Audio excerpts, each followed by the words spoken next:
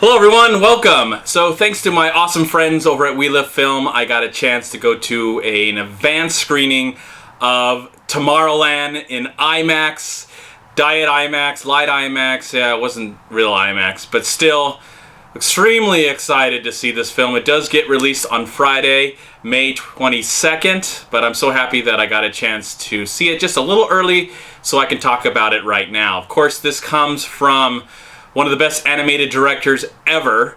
You know, he's given us so much amazing work, but in 2011 he tried live action and he extremely succeeded with Mission Impossible Ghost Protocol. So this is his second time in live action, though he am so excited that he's going to be returning to animation with the sequels to The Incredibles. But right now, let's talk about his brand new live action film, Tomorrowland.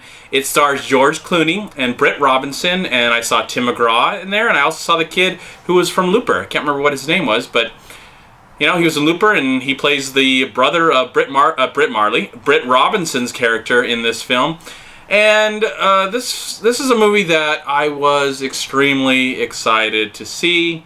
It's one of my most anticipated films of the year. What more can I say? I was just so pumped up to watch this movie. And to my surprise, the movie is not presented in 3D at all, which I am very happy about, especially after watching it. Though after watching, I could see that I'm surprised that they didn't put this movie in 3D. Well, let's try and explain the plot. Well, I'm not going to. I'm going to just try and skip that and just say George Clooney is part of the story. His character is an inventor, and somehow he gets into this world called Tomorrowland. And we get to meet him as a young kid, and also later in life. Well, we get to meet him in the 1960s at the World Fair, and then we get fast forward to the present time where we get to know Britt Robinson's character. She's got some special abilities to herself, not supernatural or anything, but she has kind of been given permission to see this magical, wonderful world called Tomorrowland. And I think when she's actually introduced to Tomorrowland, really for the first time, I don't know if I'm right about this, but it felt like there's this one continuous shot as we are seeing her explore Tomorrowland. I could be wrong about that. There's a lot going on in this movie, but I don't remember the camera ever like stopping. Like there was never a cut in that scene that I remember, though I could have forgotten. But anyways, lots of stuff going on. That's all I'm going to really explain. Magical, wondrous world. The movie is, of course, written and directed by Brad Bird, co-written by David Lindelof, who might be one of my complaints about this film early on, because there is so much amazing magic and wonder and inventiveness and originality and imagination that I would say 80% of the time I was loving this film so very much. It was so much fun and entertaining. You know, the 10-year-old Chad was just eating it all up and being reminded of all his enjoyable times watching Disney movies from the 70s, though I saw them in the 80s. You know, I couldn't help but think about Escape from Witch Mountain while I was watching this, and Return to Witch Mountain. You know, those kind of over-the-top, really crazy, ambitious, family-friendly Disney films. That's kind of what I thought about it. It's kind of looked like what they were going for. There's this one sequence in the film where Britt Robinson goes to this store with all this great pop culture. Star Wars, of course, is included, and lots of other things. And there's probably millions of things. And you need to, you know, when you get the Blu-ray or whatever, you got to pause it and look at all the detail of all the little things that were in that room. And that was a lot of fun. And that involved, it was great to see Catherine Ha and one guy from Key and Peele. I can't remember which one it is, you know, either or. I don't watch the show religiously, but that was a really cool sequence. But Damon Lindelof, he's a very ambitious writer. Of course, he gave us Lost, which I love, but it was just so many questions, not enough answers. And then Prometheus, which he helped write, and then so many questions and not enough answers. And with this one, it felt like there were questions, not a lot of questions, but I had some, and I don't know if we got a lot of the answers. But luckily, Brad Bird is here to kind of calm things down and for about 80% of the time, I would say main part in the middle. I thought the movie had a rough beginning, and the third act wasn't terrible. There's nothing I would say is terrible about this movie.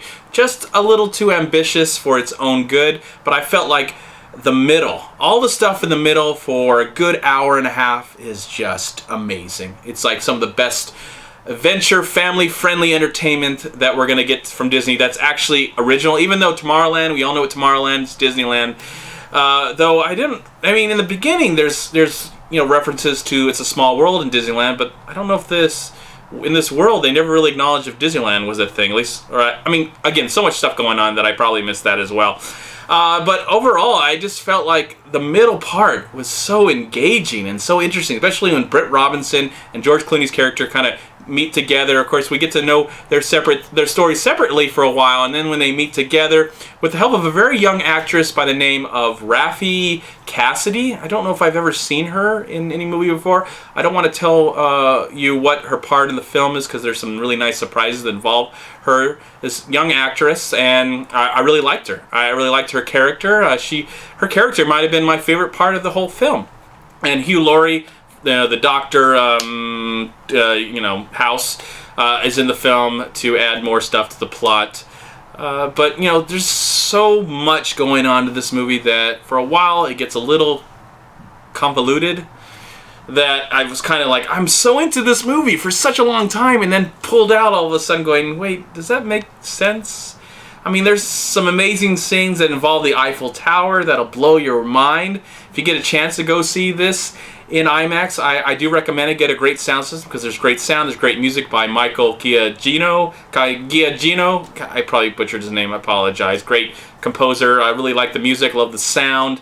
And I like some of the little nods to Star Wars. And there's lots of Easter eggs that are included in this film. I think this is a solid film with some major problems. And I look forward to, after Brad Bird does The Incredibles, I look forward to maybe making a sequel to this film. Because I think it does deserve it. I'd like to come back into this whole universe, this whole world, at least a few more times, maybe a trilogy, before it really goes off the rails. And I can understand people having more issues than I had with this, because I went back and forth. I was in there. I was sitting there about 80% of the time, really digging it. And there were some moments where I was just like, I don't know if that really worked. But I appreciate the effort. I really do appreciate the effort. There's a lot of talent that went into this film. Great special effects by ILM. Lots of great technical and practical and all these other kind of effects. Though there's some things that I felt were quite questionable that involved robots with humans. I don't want to say anything to spoil anything, but I was just like, okay, so you went there. Now, what's the explanation? I mean, I don't want to spoil anything, so I'm not going to comment on that anymore. But overall, really, really enjoyed this film. Didn't quite live up to my expectations, but that's okay. Still really enjoyed it. Brad Bird is definitely a success as a live-action director, and I look forward to him returning after he does more animation. I wanted him to do more animation films. I would like to see something in the same vein as The Iron Giant that he did for Warner Brothers. That's something I would like to see, but we're going to get Incredibles 2 soon. Looking forward to that, and I think we can look forward, hopefully, I hope, it's such a nice to get more things. I mean, yes, it's Tomorrowland, and we all know what Tomorrowland is. It's just nice to see something original, kind of original, back into the theaters. And for that, I am going to give Tomorrowland in IMAX. I'm going to give the film a 3.5 stars out of 4. Thank you so much for watching. Please like, comment, and share this video. And also, please check out these amazing movie websites. And if you enjoyed this review, please click here to subscribe to my channel, and also please check out all my recent reviews right here on YouTube. Have a great day, live film, find peace, happiness, and harmony in anything and everything you do, and I'll talk to you at my next movie review.